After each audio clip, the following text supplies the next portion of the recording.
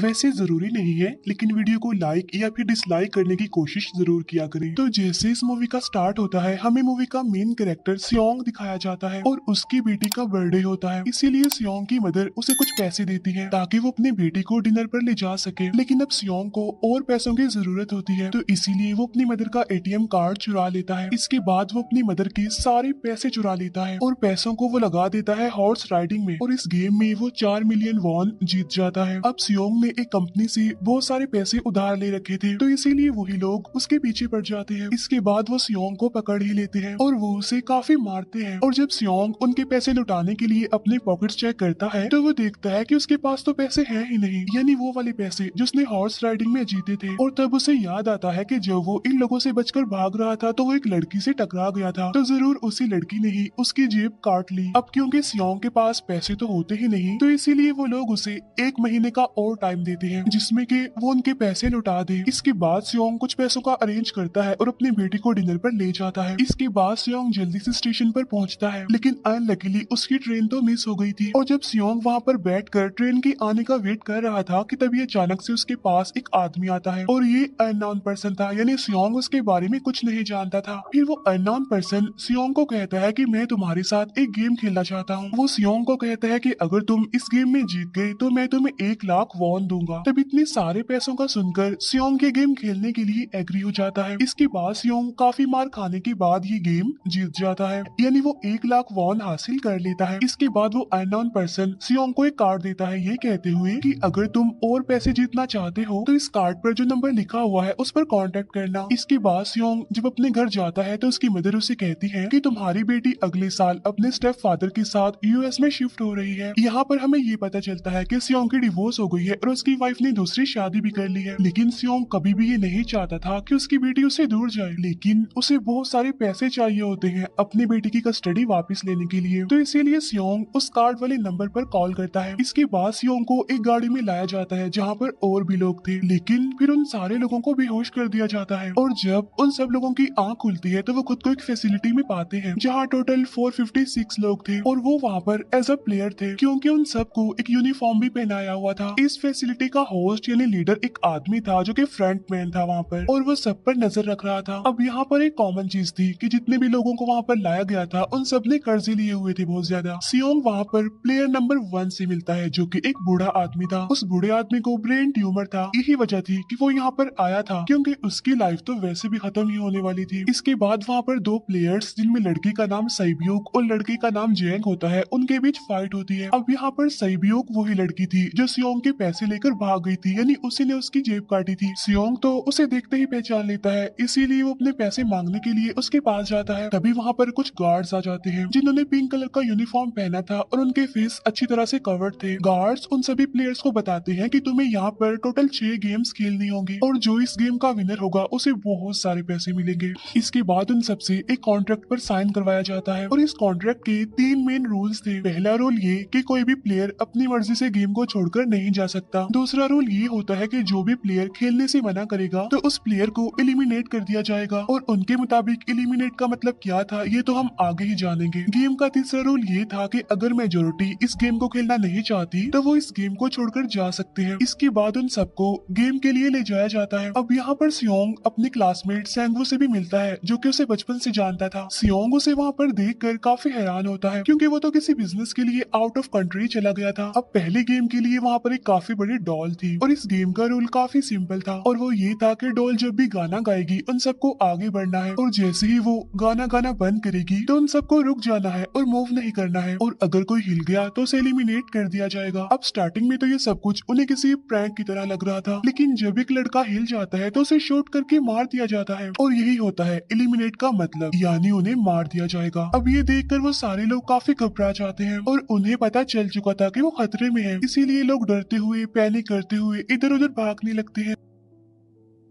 लेकिन अब क्योंकि गेम का रूल था इसीलिए जो भी हिलता है उसे मार दिया जाता है और जितने भी सर्वाइवर होते हैं वो किसी न किसी तरह इस गेम को कंप्लीट कर ही लेते हैं। लेकिन जो लोग मर जाते हैं उनकी डेड बॉडीज को वहां से ले जाया जाता है और अब 456 प्लेयर्स में से सिर्फ 255 ही रह गए थे। अब क्योंकि वो सारे प्लेयर्स इतना ज्यादा डर जाते हैं कि अब कोई भी गेम खेलना नहीं चाहता था। लेकिन जैसा कि रूल नंबर 3 था कि अगर मेजोरिटी चाहे तो वो ये गेम स्किप कर सकती है, तो इसीलिए उनका लीडर यानी फ्रंटमैन वोटिंग करवाता है। लेकिन इससे पहले उन्हें प्राइज मनी दिखाई जाती है यानी जो विनर को मिलेगी। लेकिन इन केस अगर कोई गेम को छोड़कर चला जाएगा तो ये सारे पैसे मरे हुए प्लेयर्स की फैमिलीज को मिल जाएंगे और ये prize money total 45 billion won होती है। इसके बाद वोटिंग करवाई जाती है जिसमें मेजोरिटी इस गेम को खेलना नहीं चाहती थी, तो इसीलिए गेम को यहीं पर स्टॉप कर दिया जाता है। लेकिन अगर कभी फ्यूचर में वो लोग चाहें तो इस गेम को रिज्वाइन कर सकते हैं। इसके बाद सभी लोगों को उनके घरों पर छोड़ दिया जाता है। नेक्स्ट डे सियोंग पुलिस स्टेशन जाता है और वहाँ पर वो पुलिस को सारी बात बता देता है। लेकिन उन लोगों को सियोंग की बातों पर यकीन नहीं होता और उल्टा वो लोग उसे पागल समझने लग जाते हैं। इसके बाद सियोंग उन्हें वही वाला कार्ड दिखाता है, लेकिन हैरान कर देने वाली बात तो ये है कि उस पर जो नंबर था वो रॉन्ग था। इसके बाद सियोंग जब घर जाता है तो उसकी मदर वहाँ पर नहीं होती। उधर सियोंग का क्लासमेट सेंगवू अपनी मदर को छुप कर देख रहा होता है और तभी वहाँ पर सियोंग भी आ जाता है। यहाँ पर सेंगवू अपसेट होते हुए सियोंग को बताता है कि मेरे ऊपर 6 बिलियन का कर्ज है। वो बताता है कि मैंने क्लाइंट्स के पैसे लेकर स्टॉक मार्जिन में लगा दिए थे, लेकिन अनलकीली वो सारे पैसे डूब गए। और तभी सियोंग के पास हॉस्पिटल से कॉल आती है। सियोंग की मदर का पाँव काफी इंजर्ड था, लेकिन डायबिटीज का ट्रीटमेंट ना होने की वजह से उनकी चोट और ज्यादा बढ़ गई। तब डॉक्टर सियोंग को बताते हैं कि तुम्हारी मदर का ट्रीटमेंट हो सकता है, लेकिन इसके लिए हमें इनका पाँव काटना होगा। लेकिन इस ऑपरेशन में बहुत सारे पैसे लगने वाले थे। लेकिन जाहिर सी बात है सियोंग के पास इतने पैसे तो होते नहीं। इवन उसने तो अपनी मदर के इंश्योरेंस के पैसे भी उड़ा दिए थे। तब इसीलिए सियोंग पैसे मांगने के लिए अपनी वाइफ के पास जाता है, लेकिन उसकी वाइफ उसे पैसे देने से इनकार कर देती है। फिर उसकी वाइफ अपने हस्बैंड को बताती है कि सियोंग आया था पैसे मांगने के लिए और तभी उसका हस्बैंड सियोंग को पैसे देने आता है। साथ साथ उसे ये भी कहता है कि मेरी फैमिली से दूर रहो। लेकिन सियोंग उसे मारने लगता है और तभी उसकी बेटी भी वहाँ पर आ जाती है। इसके बाद सियोंग का एक फ्रेंड अपने बॉस के पास पैसे मांगने जाता है, लेकिन उसका बॉस उसे पैसे देने से मना कर देता है, तो इसीलिए उन दोनों के बीच फाइट होने लगती है। इस फाइट के दौरान उसके बॉस का हाथ मशीन में आ जाता है, तो मौके का फायदा उठाकर सियोंग का फ्रेंड पैसे लेकर वहाँ से भाग जाता है। फिर इसके बाद सियोंग का फ्रेंड अपने घर आकर अपनी वाइफ को कहता है कि पहली फ्लाइट लो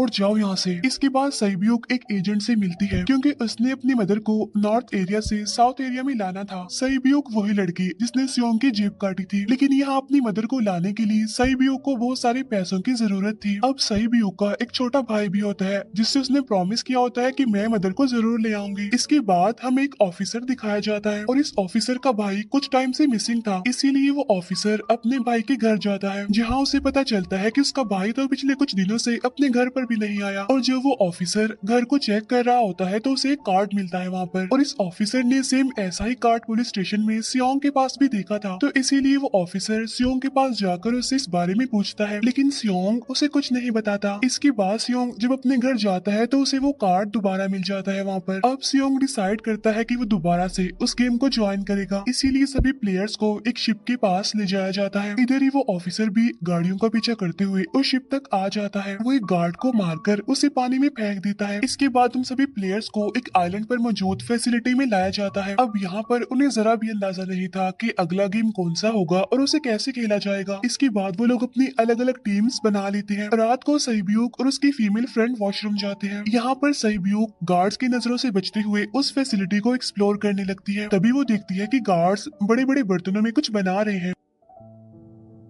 लेकिन अब क्योंकि गार्ड्स को शक हो जाता है तो ये गार्ड वॉशरूम्स को चेक करने के लिए आता है, लेकिन तब तक सईब्यूक वापस आ चुकी थी। इसके बाद सईब्यूक अपनी फीमेल फ्रेंड को सारी बात बता देती है जो उसने देखा था, लेकिन यहाँ पर सेंगवू उन दोनों की बातें सुन लेता है और वो इस बारे में सईब्यूक से पूछता है, जिस पर सईब्यूक बताती है कि वो बड़े बड़े बर्तनों में कुछ पका रहे थे। इसके बाद उन सभी प्लेयर्स को प्ले ग्राउंड में लाया जाता है, जहाँ पर उनके सामने 4 शेप्स थी। 4 शेप्स में से उन्होंने किसी एक शेप को चूज करना था। अब यहाँ पर सेंगवू को पता चल जाता है है कि गेम क्या है और क्या करना है हमें। सेंगवू सियोंग को बताता है कि सबने अलग अलग शेप्स को चुनना है। इसके बाद उन सभी को एक छोटा सा बर्तन दिया जाता है जिसमें की शेप्स बनी होती है। अब गेम उनकी ये होती है कि उन्होंने किसी तरह उस शेप को बाहर निकालना है बगैर डैमेज किए, लेकिन अगर शेप जरा से भी खराब हो गई तो उन्हें एलिमिनेट कर दिया जाएगा, यानी मार दिया जाएगा। अब यहाँ पर सेंगवू तो इजिली उस शेप को निकाल लेता है, लेकिन सियोंग इतना ज्यादा घबरा जाता है कि उसकी हालत खराब होने लगती है, लेकिन फिर वो किसी ना किसी तरह करके इस गेम को भी जीत लेता है। इसके बाद उन सबको वापस से रूम में लाया जाता है। अब यहाँ पर 187 प्लेयर्स वापस आए थे, जिनमें से अब सिर्फ 108 ही रह गए थे। इसके बाद उन सबको खाने के लिए ले जाया जाता है, लेकिन खाने की वजह से जैंग की एक लड़के से फाइट हो जाती है, जहाँ पर जैंग उस लड़के को इतना ज्यादा मारता है कि वो मौके पर ही मर जाता है। इधर ही हम देखते हैं कि उन प्लेयर्स में से एक डॉक्टर होता है जो गार्ड्स के साथ मिलकर मरे हुए लोगों के ऑर्गन्स निकाल कर उन्हें चाइनीज को बेचने का काम करता है। इसीलिए जब भी डेड बॉडीज को ले जाया जाता है तो वो डेड बॉडीज को गायब कर लेते हैं, क्योंकि ये सब कुछ एक प्लान के अकॉर्डिंग चल रहा था, क्योंकि ये सारा कुछ फ्रंट मैन से छुप कर हो रहा था। यही वजह थी कि कंट्रोल रूम में भी उन्होंने अपना ही एक आदमी बिठाया हुआ था जो कि उन लोगों की सारी वीडियो फुटेज डिलीट कर देता था, और गार्ड्स तो डॉक्टर को गेम के बारे में पहले ही बता देते थे ताकि वो सरवाइव कर सके। यहाँ पर एक गार्ड उसी प्लेयर डॉक्टर को बताता है कि आज हमने प्लेयर्स को जानबूझकर खाना कम दिया है ताकि वो आपस में लड़ने लगे, जिससे होगा ये कि सारे वीक प्लेयर्स गेम से आउट हो जाएंगे। साथ ही गार्ड डॉक्टर को अपनी अगली गेम के बारे में बता देता है। अब 30 मिनट के बाद वहाँ पर लाइट्स ऑफ होने वाली थी। अब यहाँ पर सेंगवू को पता था कि सियोंग की टीम जरूर कोई उल्टा काम करेगी, इसीलिए वो उस टीम को अपने पास बुलाकर उन्हें रिलैक्स रहने के लिए कहता है। उधर वो जो डॉक्टर प्लेयर होता है वो जैंग की टीम में शामिल हो जाता है। यहाँ पर डॉक्टर जैंग को बता देता है कि अगला गेम क्या होने वाला है। इसके बाद लाइट्स ऑफ हो जाती है और जैंग अपनी टीम के साथ मिलकर बाकी सभी को मारने लगता है। जैंग एक लड़की को मारकर सैबियो को मारने जाता है, लेकिन तभी सियोंग उसे बचा लेता है। इसके बाद गार्ड्स वहाँ पर आकर उन सभी को रोक लेते हैं और अब टोटल 80 लोग रह गए थे। इसके बाद उन सभी को तीसरे गेम के लिए ले जाया जाता है और यहाँ पर उन्हें 10-10 प्लेयर्स की एक टीम बनाने के लिए कहा जाता है, और वो लोग ऐसा ही करते हैं, अपनी अपनी टीम बना लेते हैं। अब क्योंकि जैंग को अगली गेम के बारे में पहले ही पता होता है, इसीलिए वो सैबियो की फीमेल फ्रेंड को अपनी टीम में नहीं रखता और वो अपनी टीम में सिर्फ मर्दों को ही रखता है। इसके बाद सेंगवू भी अपनी एक टीम बना लेता है। अब क्योंकि उन्हें एक प्लेयर की जरूरत थी तो इसीलिए सैबियो की फीमेल फ्रेंड उनके टीम में शामिल हो जाती है, और ये गेम असल में टग ऑफ वॉर का होता है, यानी उन्होंने अपने सामने वाली टीम को नीचे गिराना था। इसके बाद गेम स्टार्ट हो जाती है और जैंग की गेम बड़ी आसानी से इस गेम को जीत लेती है। इसके बाद बारी होती है सेंगवू की टीम की। तब प्लेयर नंबर 1 यानी वो बूढ़ा आदमी कहता है कि मैंने अपनी जिंदगी में बहुत सारी टग ऑफ वॉर्स खेल रखी है, इसीलिए उन सबको गाइड करता है कि इस गेम को कैसे जीतना है। तो इसीलिए वो लोग किसी न किसी तरह करके इस गेम को जीत जाते हैं। फिर दिखाया जाता है कि 30 मिनट के बाद दोबारा से लाइट्स ऑफ हो जाएंगी, जिस पर सेंगवू उन सबको कहता है कि रेडी रहना। तो इसीलिए वो डिसाइड करते हैं कि एक एक करके हम पहरा देंगे। अब जैंग की टीम में एक से बढ़कर एक चालाक प्लेयर था, तो इसीलिए जैंग को डर होता है कि कहीं उसकी टीम उसे ही साइड पर न लगा दे, यानी उसे ही अपने रास्ते से न हटा दे।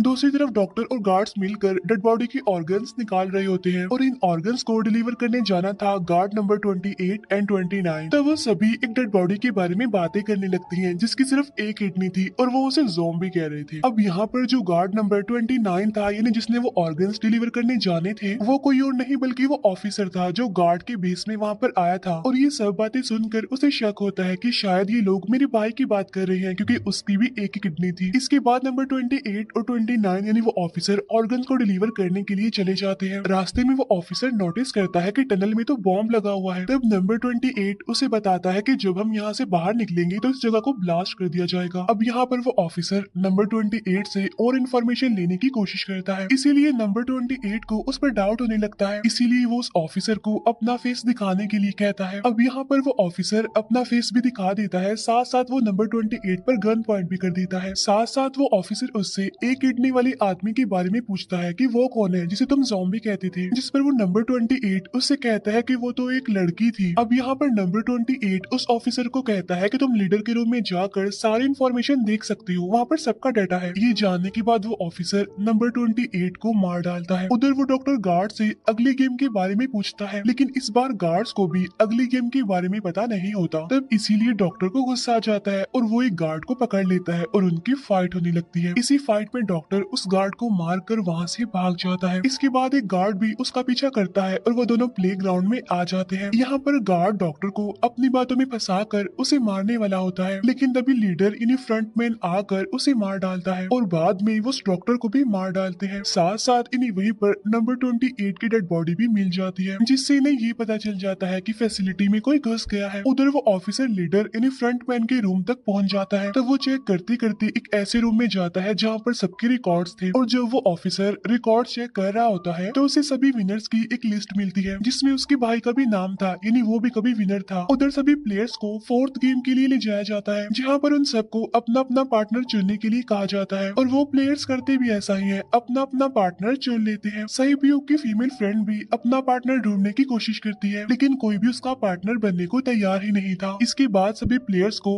10-10 मार्बल्स दिए जाते हैं। असल में ये गेम ऐसी होती है कि एक प्लेयर को अपने पार्टनर से सारे मार्बल्स लेने होते हैं बगैर कोई जोर जबरदस्ती किए, और जो दूसरा पर्सन होगा यानी जिसके पास मार्बल्स नहीं होंगे उसे मार दिया जाएगा। फिर सैंगवू और सियोंग का फ्रेंड ऑड और इवन का गेम खेलते हैं, जिसमें कि उन्होंने गेस करना था कि सामने वाले के हाथ में कितने मार्बल्स हैं। अब यहाँ पर सियोंग का फ्रेंड सैंगवू के सारे मार्बल्स जीत जाता है, जिसकी वजह से लास्ट में सैंगवू के पास सिर्फ एक ही मार्बल बचता है। अब क्योंकि सैंगवू को पता चल चुका था कि अब वो बच नहीं पाएगा, इसीलिए वो सियोंग के फ्रेंड को अपनी बातों में फंसा कर उसे ये यकीन दिलाता है कि अगर हम में से कोई भी हार गया तो हारे हुए लोगों का मैच दोबारा करवाया जाएगा। अब यहाँ पर सैंगवू धोखे से सियोंग के फ्रेंड के सारे मार्बल्स चेंज कर देता है। इसके बाद सैंगवू मार्बल्स लेकर गार्ड को दे देता है और वहाँ से बाहर चला जाता है, और जब सियोंग का फ्रेंड मार्बल्स चेक करता है तो वहाँ पर पत्थर होते हैं। उधर प्लेयर नंबर 1 यानी उस बूढ़े आदमी की हालत खराब हो रही थी, इसीलिए वो तो इधर उधर घूम रहा था, लेकिन सियोंग किसी तरह उसे खेलने के लिए एग्री कर लेता है। अब यहाँ पर वो दोनों यानी वो बूढ़ा आदमी और सियोंग भी इवन ऑड खेलते हैं। अब इनमें से वो बूढ़ा आदमी सियोंग के सारे मार्बल्स जीत जाता है, लेकिन लास्ट राउंड में वो बूढ़ा आदमी भूल जाता है कि उसने क्या चूज किया था। तो यहाँ पर सियोंग उसी बातों में फंसा कर उसके सारे मार्बल्स ले लेता है, लेकिन यकीन मानिए कि वो बूढ़ा आदमी काफी चालाक था। उसने एक मार्बल अपने पास ही रखा हुआ था और वो दोबारा से इधर उधर घूमने लगता है। अब यहाँ पर सियोंग उसे रिक्वेस्ट करता है कि प्लीज मेरे साथ एक और गेम खेलो ना। तब यहाँ पर वो बूढ़ा आदमी कहता है कि मुझे पता है कि तुमने सारे मार्बल्स धोखे से लिए हैं मुझसे। वो कहता है कि मुझे सब पता था, बस मैं पागल बनने की एक्टिंग कर रहा था।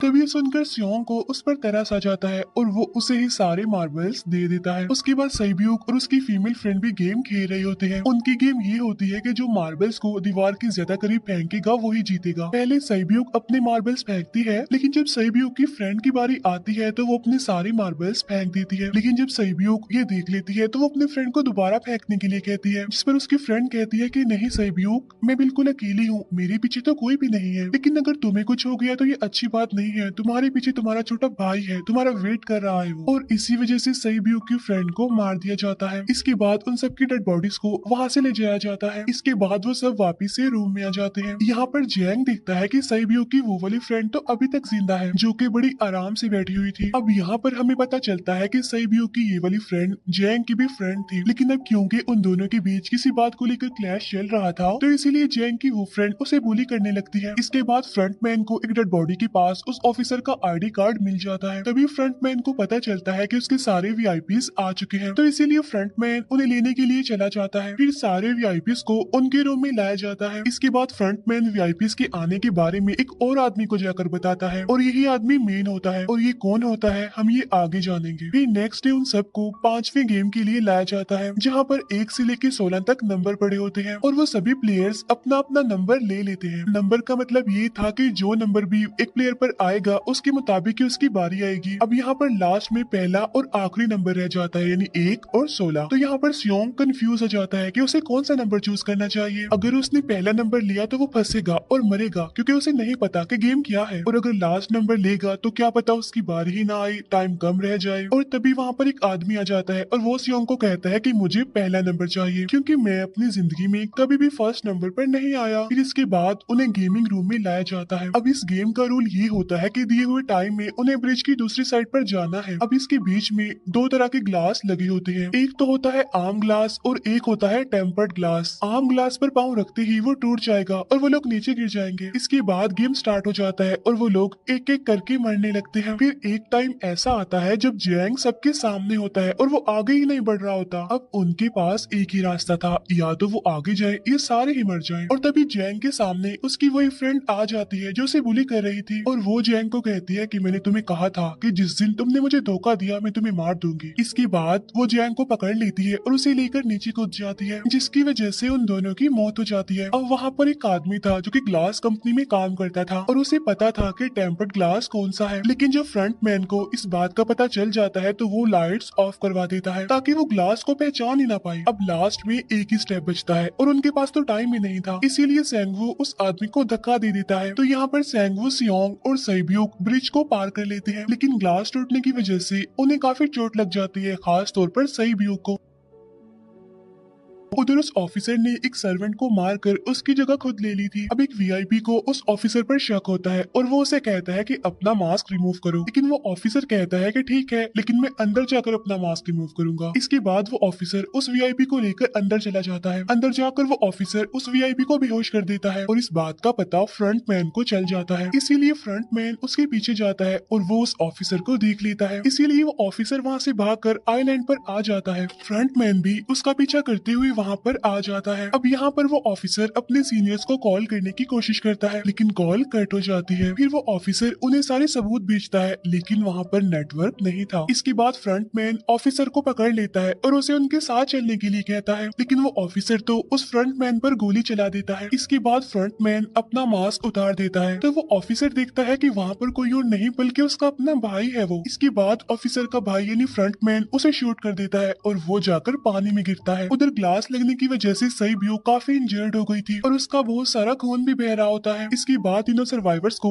डिनर के लिए ले जाया जाता है और उनके पास एक एक नाइफ भी रख दिया जाता है, मतलब रात में उन तीनों में से कोई भी एक दूसरे को मार देगा। तभी सियोंग नोटिस करता है कि सैब्यूक की हालत काफी खराब है, इसीलिए वो सैब्यूक को कहता है कि फिक्र मत करो, हम दोनों साथ हैं और इस गेम में हम दोनों मिलकर सेंगवू को हरा देंगे। इसके बाद हम दोनों यहाँ से बाहर निकल जाएंगे और पैसों को आधा आधा डिवाइड कर लेंगे। सैब्यूक उसे बताती है कि मेरा एक छोटा भाई है जिसे मैं ऑर्फनेज में छोड़कर आई हूँ, और अगर हम दोनों में से कोई भी जिंदा बचकर बाहर जाएगा तो उसे उन दोनों की फैमिलीज का ख्याल रखना होगा। अब सैब्यूक की हालत काफी खराब थी, उसे डॉक्टर की जरूरत थी, इसीलिए सियोंग कोई मदद लाने के लिए जाता है, लेकिन जब तक वो वापस आता है तब तक सेंगवू सैब्यूक को मार चुका था। फिर नेक्स्ट डे उन दोनों को गेम नंबर 6 यानी लास्ट गेम के लिए ले जाया जाता है। गेम का रूल बड़ा ही सिंपल था कि मार दो या मर जाओ, और इस गेम का नाम होता है स्क्विड गेम। इसके बाद गेम स्टार्ट हो जाती है और उन दोनों के बीच काफी फाइट होती है, लेकिन लास्ट में सेंगवू की हालत खराब होने लगती है। तभी सियोंग कहता है कि मैं इस गेम को रोकना चाहता हूँ, और तभी सियोंग सेंगवू को उसके साथ चलने के लिए कहता है, लेकिन सेंगवू तो अपने आप को ही मार डालता है, जिसकी वजह से सियोंग गेम जीत जाता है। फिर फ्रंट मैन सियोंग को कहता है कि तुम बहुत अच्छा खेले, लेकिन मुझे इसकी उम्मीद नहीं थी। इसके बाद सियोंग को उसके घर पर छोड़ दिया जाता है और उसके पास एक एटीएम कार्ड भी था, और जब सियोंग उस एटीएम कार्ड को जाकर चेक करता है तो वो दिखता है कि सारे पैसे उसके अकाउंट में भेज दिए जाते हैं। इसके बाद सियोंग अपने घर जाता है, लेकिन तब तक उसकी मदर की डेथ हो जाती है। इसके बाद हमें 1 साल बाद का सीन दिखाया जाता है,